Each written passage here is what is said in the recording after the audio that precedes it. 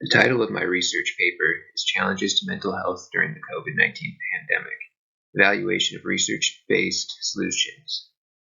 The paper was designed as a meta-analysis of 22 peer-reviewed journal articles on the topic of mental health during COVID-19.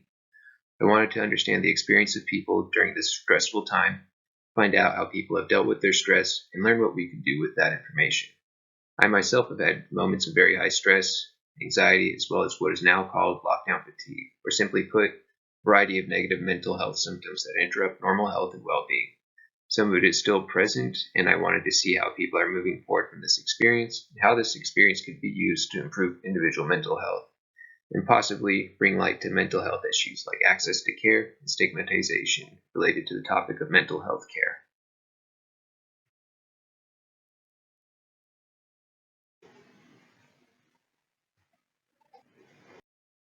The presentation is divided into 5 main sections.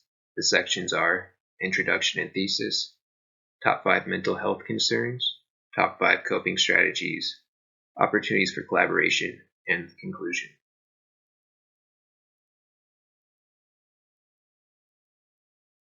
In the United States, the COVID-19 pandemic has created mental health concerns for many individuals. In addition, mental health issues are expected to continue as a second wave crisis.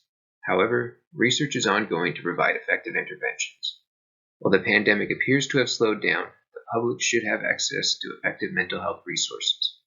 Because coping strategies may offer effective aid in care of mental health, and providing access to mental health care is supportive for individuals and communities.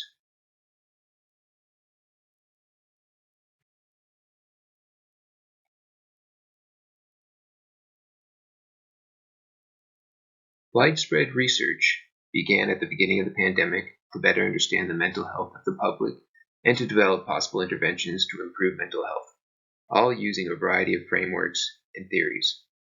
According to what I found in my analysis, the general consensus of research today provides 3 basic perspectives. Mental stress and distress was very high. There are coping skills which can help, and there are opportunities to deliver mental health care through collaboration between groups which may not have collaborated in the past.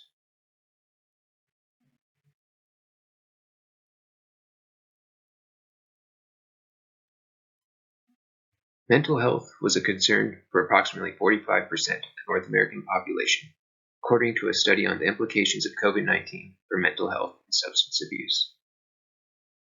In another study of mental health and coping in the US and Canada, 34% of study respondents reported moderate to severe depression. The same study found that 29.1% of respondents were experiencing moderate to severe symptoms of anxiety. The most significant predictor of mental health distress was length of time spent in isolation during lockdown or quarantines. Most people experienced a couple or a combination of the following concerns. The top 5 mental health concerns during the pandemic were stress, fatigue, anxiety, depression, and loneliness.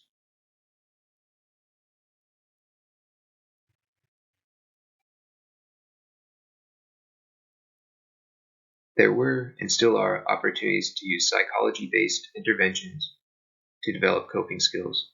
There are numerous studies on coping skills, with many studies expected to continue into the future.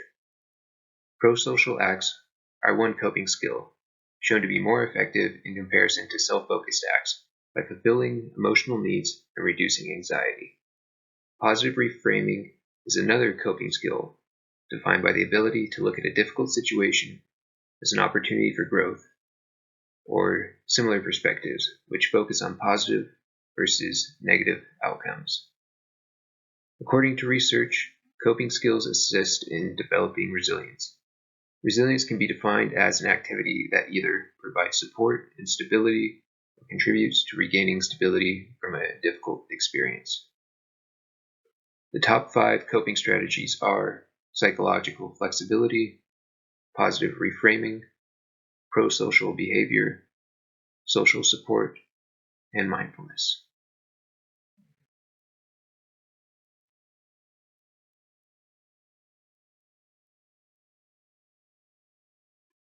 In my research, I found that there are opportunities for collaboration to to deliver mental health care to communities. In some instances, mental health care is provided in an inefficient manner, as various community organizations and nonprofits deliver services in the same region as healthcare systems and government mental health care programs. There is a possibility for healthcare systems and government programs to help develop and collaborate with communities in order to increase possible outreach and develop new community leaders. There are 4 systems which have the opportunity to collaborate in mental health care outreach and delivery of care. They are healthcare systems like regional hospital networks such as St. Peter's or UW Medicine, community organizations such as BHR or Pure Olympia, nonprofit organizations like the Olympia Free Clinic and NAMI Thurston Mason County, and local and federal government like Thurston County Public Health and Social Services and the Washington State Department of Social and Health Services. In conclusion, the nearly universal experience of mental distress created by the pandemic should provide the justification to deliver mental health services in an accessible manner. Support for individuals in need of mental health care can be provided with the public health response, combined with endeavors to provide general community health care. As a result of providing mental health resources, communities and individuals may be able to develop resiliency through self-care.